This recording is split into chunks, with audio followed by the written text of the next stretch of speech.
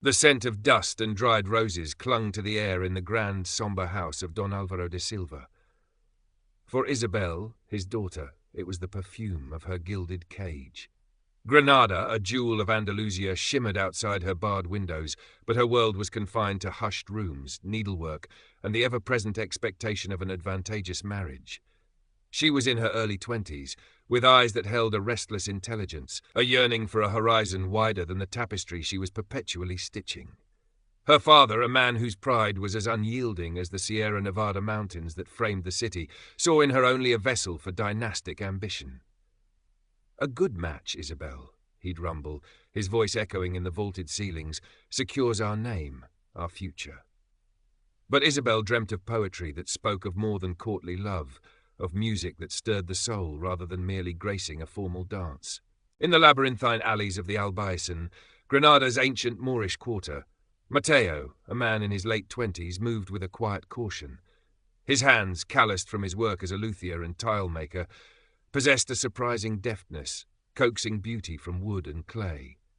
His Morisco heritage, a dangerous secret in this age of fervent Catholicism, was a silent river running beneath the surface of his life. He learned its whispers from Emilia, an elderly woman whose eyes held the sorrow and resilience of their people.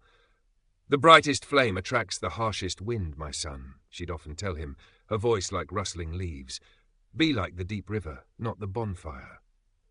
Mateo carved his intricate patterns, laid his geometric tiles and mended lutes, his skills sought by a discerning few who valued artistry over lineage. Don Alvaro, for all his rigidity, possessed an eye for quality. The West Wing library, with its decaying Mudéjar panelling, was a blemish on his otherwise immaculate estate. Word of Mateo's discreet talent reached him.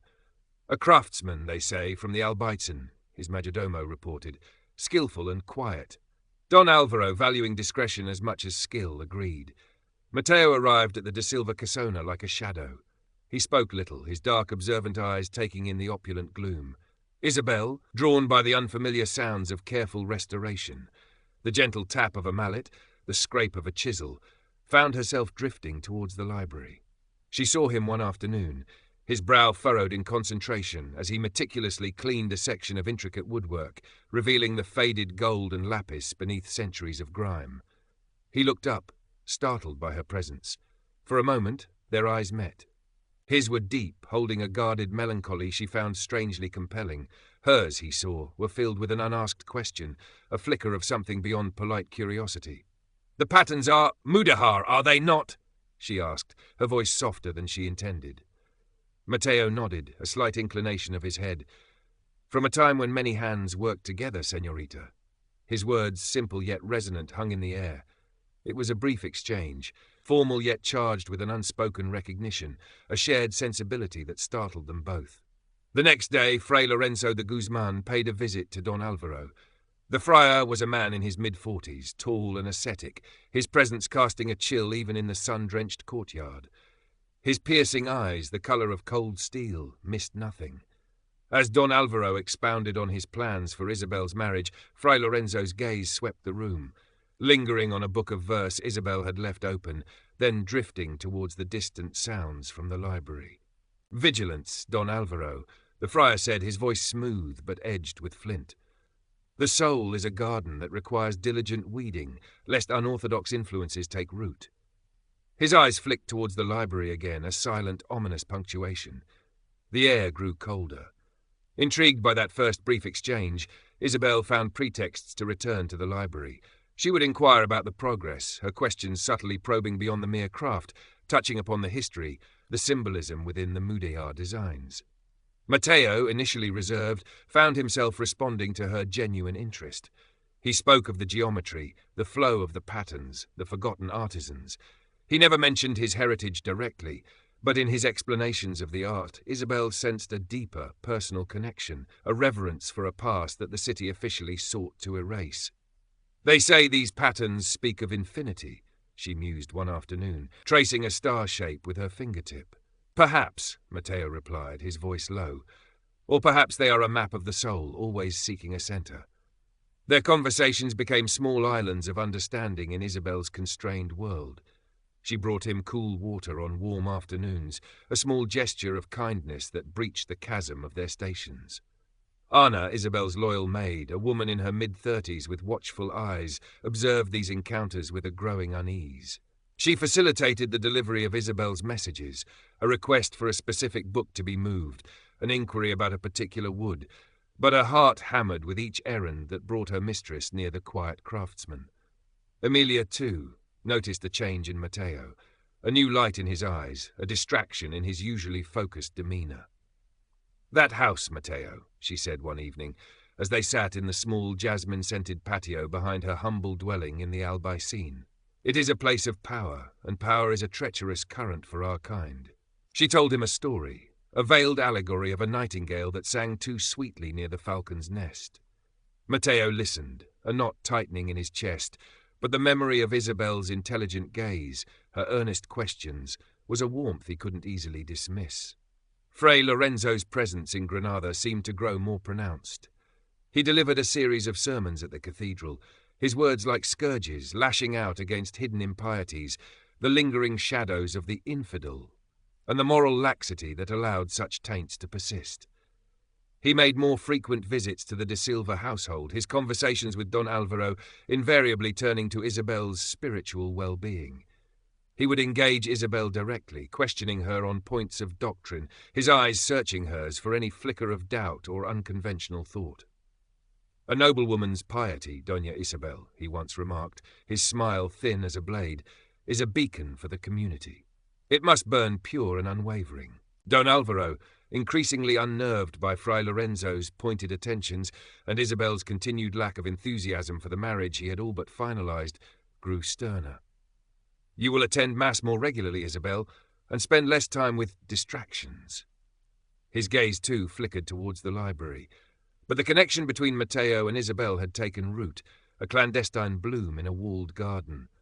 One late afternoon, as shadows lengthened in the library, Isabel found Matteo carefully restoring an old lute he had discovered amongst the decaying books. He had restrung it, polished the aged wood.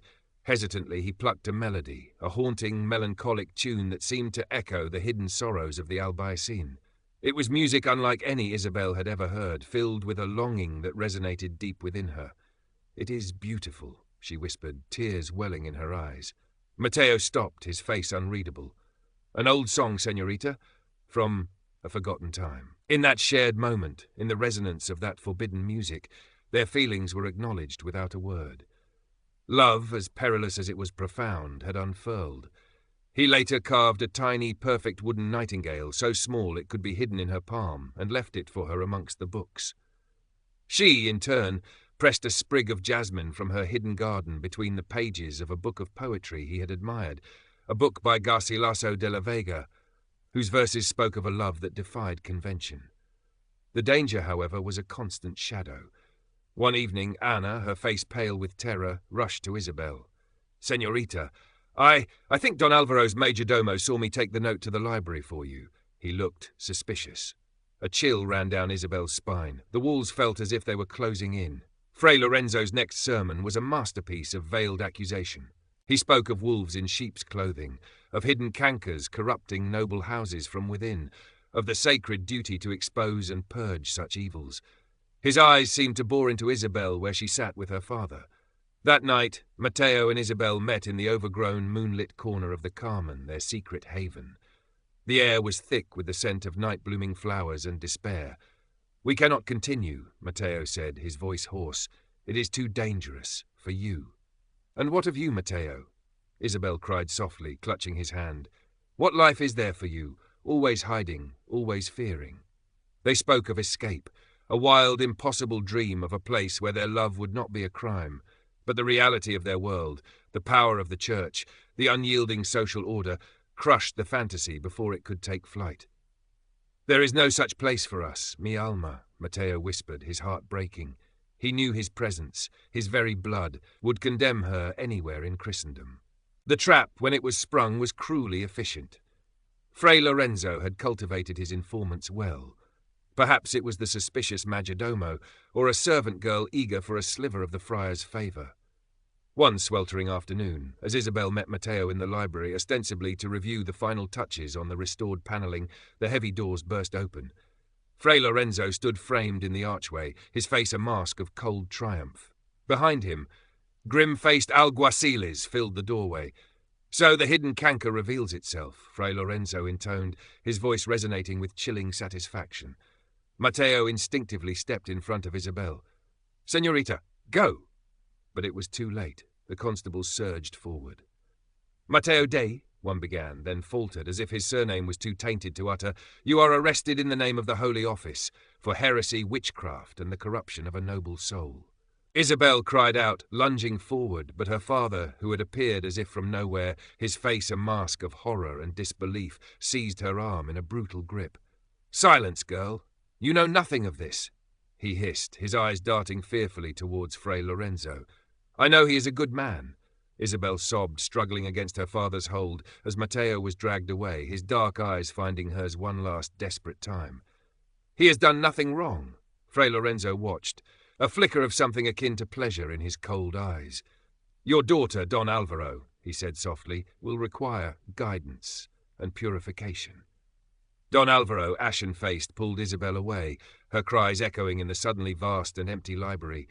She was a prisoner in her own home, confined to her chambers, Anna forbidden to attend her. Her father, consumed by terror of public ruin and the church's wrath, pleaded, then threatened, then demanded she renounce Matteo and agree to the marriage. "It is your only salvation, Isabel, the only way to save our family's honor." Isabel, her heart shattered, met his desperate fury with a quiet, unyielding grief. "My honor was never in his hands, father," she whispered. "It was in the truth we shared." Matteo was taken to a dark, damp cell within the bowels of a monastery commandeered for the Holy Office's inquiries. Fray Lorenzo himself presided over the interrogations. The questions were relentless, insidious, twisting Matteo's words, seeking to unearth evidence of heretical practices, of Kabbalistic knowledge, of a deliberate, demonic seduction. "Confess your Moorish sorcery, man." Lorenzo's voice cracked like a whip in the oppressive silence. "Confess how you ensnared the mind of Doña Isabel with your dark arts." When words failed, pain was introduced. Not the overt, brutal tortures of public spectacle, not yet, but the insidious, wearing down kind, the denial of sleep, the slow binding of limbs, the constant chilling threat of worse to come. Lorenzo wanted more than a broken body. He wanted a confession that would utterly damn Matteo and implicate Isabel as a willing participant in his supposed heresies. "She sought knowledge, father, nothing more." Matteo gasped, his body aching, his spirit bruised but not broken. He spoke of her kindness, her curiosity about art and history. He tried to shield her, to paint her as an innocent, perhaps naive observer. "The fault, if fault there is mine alone. I overstepped."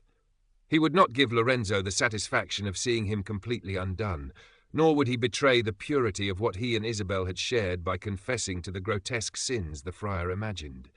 He clung to the image of her face, the sound of her voice, the memory of the nightingale carved from wood. Fray Lorenzo, however, needed no full confession from Matteo to achieve his ends. The artisan's Morisco lineage, his possession of books with unusual calligraphy that Lorenzo's agents had found in his workshop, and the very fact of his clandestine relationship with a noble Christian woman were damning enough in the eyes of the Holy Office. Within days, Matteo was declared guilty. His sentence was pronounced with chilling finality. He was to be relaxed to the secular arm. A euphemism for execution, at the next auto da fe, a public spectacle designed to purify the city and instill fear in any would-be transgressors.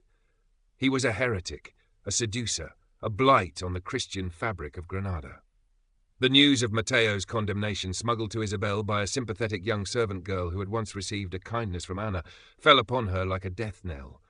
The world, already grey and constricted, turned to absolute black. Her father, now a broken man oscillating between rage and despair, continued to pressure her to accept the arranged marriage, to salvage what little honour remained. But Isabel saw only a future paved with shame, a loveless union, or the punitive silence of a convent. To live without Matteo, to live with the crushing weight of his fate upon her soul, was an agony beyond endurance. One moonless night, as Granada slept under a blanket of indifferent stars, Isabel made her choice.